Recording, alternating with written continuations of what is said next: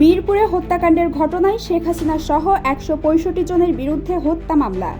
ছাত্র জনতার আন্দোলনে রাজধানীর মিরপুরে মোহাম্মদ ফজলু হত্যার ঘটনায় ২০ সাংবাদিক সহ ১৬৫ জনকে আসামি করে মামলা করেছেন নিহতের বড় ভাই মোহাম্মদ সবুজ। ভাসানটেক থানায় এ মামলা করা হয়। মামলায় সাংবাদিক ছাড়াও সাবেক প্রধানমন্ত্রী শেখ হাসিনা ও আওয়ামী লীগ নেতাদের নাম রয়েছে।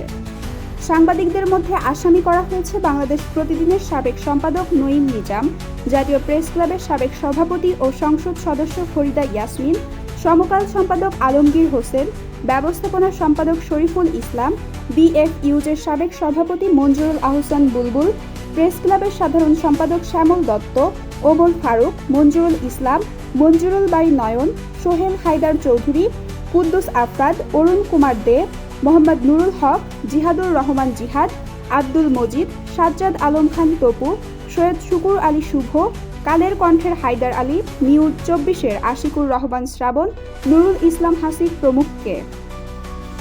মামলার এজাহারে বলা হয়, আসামিরা বাংলাদেশের গুম, খুন, গণহত্যা সৃষ্টির মাধ্যমে জনমনে ত্রাস সৃষ্টি করে। তারা অবৈধ শাসন কায়েম করেছিল। এরা পরস্পর যোগসাজশে ষড়যন্ত্রকার, লুটপাটকারী, হত্যাকারী। আসামিরা সরাসরি নির্দেশ ও নির্দেশনায় পূর্ব পরিকল্পিতভাবে এবং প্রত্যক্ষ ও পরোক্ষ অংশগ্রহণে নিরপরাধ, শান্তিপূর্ণভাবে বিজয় উল্লাসকারী ছাত্র জনতার ওপর হত্যার উদ্দেশ্যে গুলিবর্ষণ করে ফজলুকে হত্যা করে। দর্শক, এই ছিল এখনকার মতো। পরবর্তী সংবাদ দেখার আমন্ত্রণ জানিয়ে এখানেই শেষ করছি।